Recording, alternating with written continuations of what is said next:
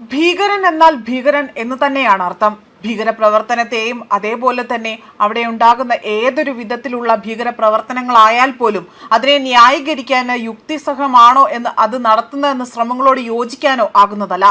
ഐക്യരാഷ്ട്രസഭയുടെ ആഗോള ഭീകരപ്രവർത്തന വിരുദ്ധ അവലോകന യോഗത്തിലാകട്ടെ ഭാരതം ഇപ്പോൾ കർശനമായ നിലപാട് ഒന്നുകൂടെ ആവർത്തിച്ചുറപ്പിച്ച് പറയുകയാണ് ചെയ്തിരിക്കുന്നത്.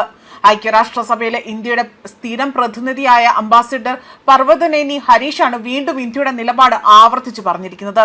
ഭീകരതയ്ക്ക് പിന്നാലെ തന്നെ കൊലപാതക പ്രത്യയശാസ്ത്രത്തെ വേരോടെ തന്നെ പിഴുതെറിയാൻ ലോകം ഒരുമിച്ച് പ്രവർത്തിക്കണമെന്നും അദ്ദേഹം ഇവിടെ എടുത്തു പറഞ്ഞു.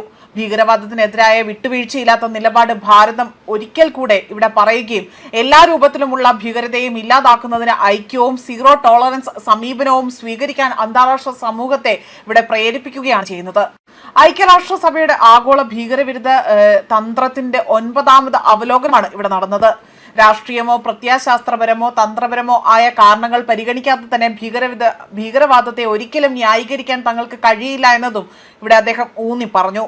അതിർത്തി കടന്നുള്ള ഭീകരതയിൽ ഭാരതത്തിന്റെ ദീർഘകാല അനുഭവം അനുസ്മരിച്ചുകൊണ്ട് നഷ്ടപ്പെട്ട ജീവനുകളുടെയും ബാധിച്ച സമൂഹത്തിന്റെയും കാര്യത്തിൽ രാജ്യം വലിയ വില നൽകേണ്ടി വന്നിട്ടുണ്ട് എന്നും ഭീകരപ്രവർത്തനത്തിനെതിരെ തന്നെ പോരാടുന്നതിൽ ഉറച്ച നിലപാട് രൂപപ്പെട്ടിട്ടുണ്ട് എന്നും അദ്ദേഹം പറഞ്ഞു. അതോടൊപ്പം തന്നെ അന്താരാഷ്ട്ര ഭീകരതയെക്കുറിച്ചുള്ള സമഗ്ര കൺവെൻഷൻ നേരത്തെ തന്നെ അംഗീകരിക്കണമെന്ന ആവശ്യം ഭാരതം ആവർത്തിച്ചു. അന്താരാഷ്ട്ര സഹകരണം ശക്തിപ്പെടുത്തുവാനും ഭീകരവാദ ധനസഹായം തടയുവാനും ഭീകര ഗ്രൂപ്പുകൾ പുതിയ സാങ്കേതിക വിദ്യകൾ ദുരുപയോഗം ചെയ്യുന്നത് തടയുവാനും അതേപോലെ തന്നെ ഇവിടെ കൂട്ടായി നേരിടാൻ കൂടുതൽ അതായത് ഈ ഒരു ഭീകരതയെ കൂട്ടായി നേരിടാൻ തന്നെ കൂടുതൽ രാഷ്ട്രീയ ഇച്ഛാശക്തി പ്രകടമാക്കുവാനും രാജ്യം ഐക്യരാഷ്ട്രസഭ അംഗങ്ങളോട് ഇവിടെ അഭ്യർത്ഥന നടത്തുകയും ചെയ്തിട്ടുണ്ട്. അതേസമയം UN-ൽ ശക്തമായ രീതിയിൽ പലപ്പോഴും ഇന്ത്യ തങ്ങളുടെ നിലപാട് ആവർത്തിച്ചുറപ്പിച്ച് തന്നെയാണ് വ്യക്തമാക്കാറുള്ളത്.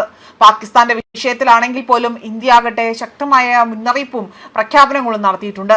മാത്രമല്ല കഴിഞ്ഞ 2 ആഴ്ചയ്ക്ക് മുൻപേ തന്നെ UN-ൽ വീണ്ടും ഇന്ത്യയും പാകിസ്ഥാനും തമ്മിൽ ഏറ്റുമുട്ടുകയും വാക്പോര് രൂക്ഷമാവുകയും ചെയ്തിരുന്നു.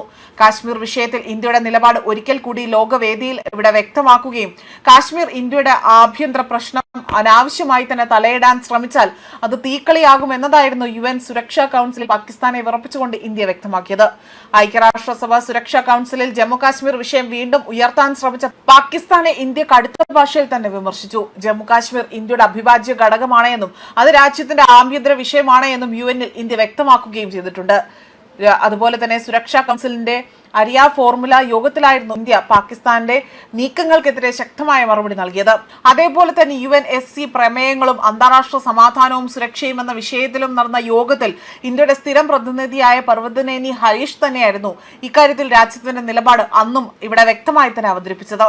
അതോടൊപ്പം തന്നെ ജമ്മു കാശ്മീരിനെ കുറിച്ചുള്ള പാകിസ്ഥാന്റെ ആവർത്തിച്ചുള്ള പരാമർശങ്ങൾ അടിസ്ഥാനരഹിതമാണ് എന്നും നിലവിലെ യാഥാർത്ഥ്യങ്ങളെ അവഗണിച്ചുകൊണ്ടുള്ള രാഷ്ട്രീയ പ്രചരണമാണ് ഇവിടെ നടക്കുന്നതെന്ന സൂചനയും നൽകിയിട്ടുണ്ട്.